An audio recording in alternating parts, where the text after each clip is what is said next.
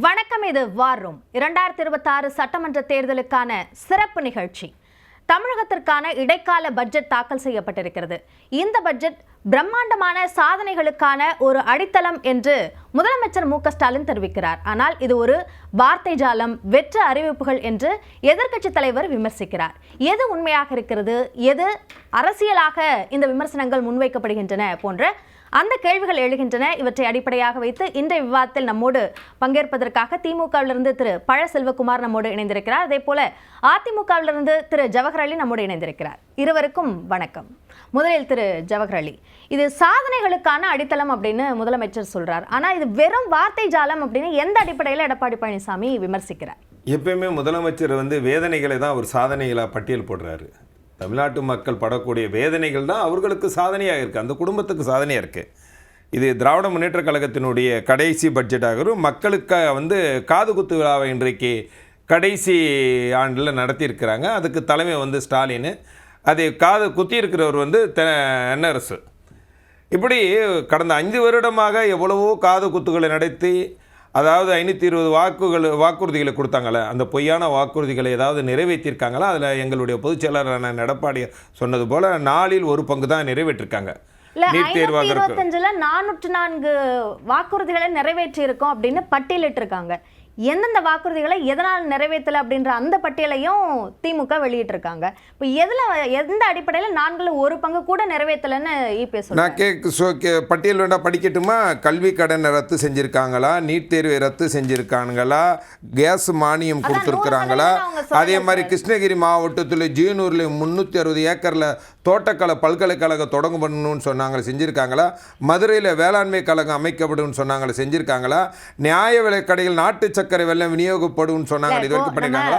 List இருக்கு, நீங்க கேட்டதுனால சொல்றோம். அதனால அது ஓகே சார். பொய்களையே மூலதனமாக்கி பொய்களை சொல்றதுக்காண்டி ஆட்சியில இருந்து கொண்டு ஏமாத்துறாங்க.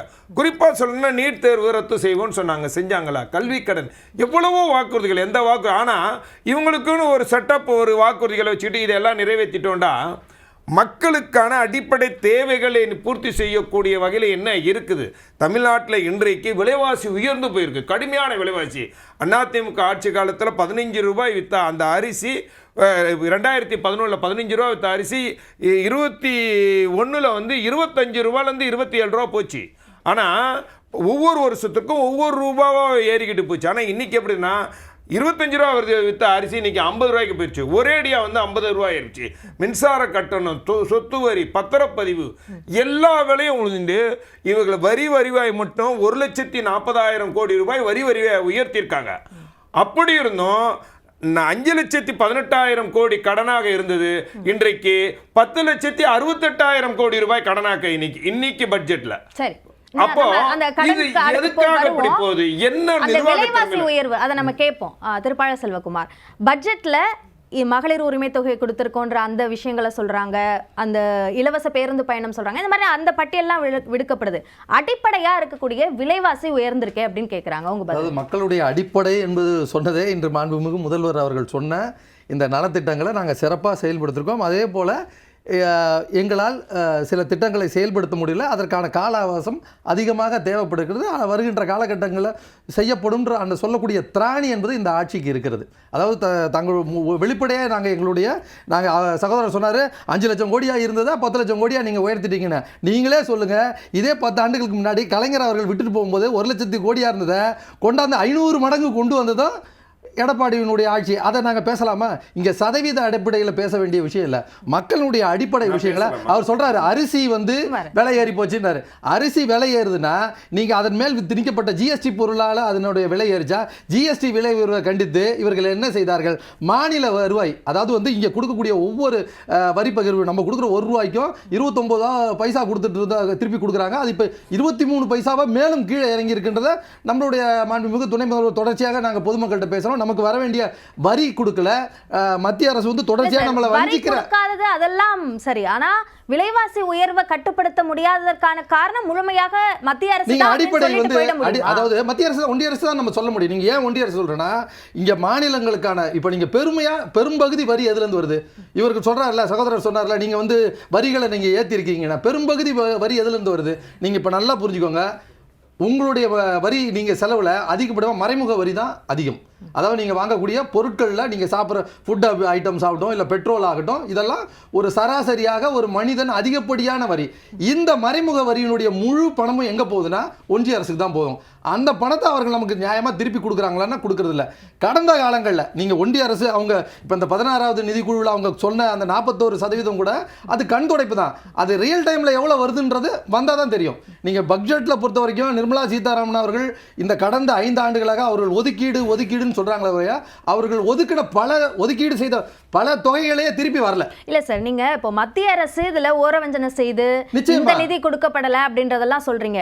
இதே மாதிரி கடன் வந்து உயர்த்தப்பட்டது அதிமுக காலகட்டத்தில் தான் உயர்த்தப்பட்டது. இப்போ அவர்களை விட சிறந்த ஆட்சியாக திமுக இருக்கு அப்படின்னு சொல்லக்கூடிய நிலையில அதை இல்லாம தானே திமுக பண்ணிருக்கணும். அது அப்படியே தொடர்றது எப்படி ஒரு சிறந்ததாக சொல்றேன். இது ஒரு குடும்பம் போன்றது. இந்த குடும்பத்தில் இருக்கக்கூடிய மக்களை முதல்வர் அவர்கள் தாயுள்ளத்தோட அணுகிறதுனால தான் நீங்க அத்தியாவசியம் நீங்க நல்லா புரிஞ்சுக்கோங்க. மெட்ரோ பணிகளை துவக்கிட்டு அந்த பணிகளுக்கான பணத்தை விடுவிக்கல. அதனால யாருக்கு கெட்ட பேர் வரும்? இந்த ஊர் பூரா நோண்டி போட்டு கிடக்குது. இது யார் வருதோம்? ஜல்ஜீவன் திட்டத்துக்கு முழுமையான பணத்தை ஒன்றிய அரசு தர வேண்டும்.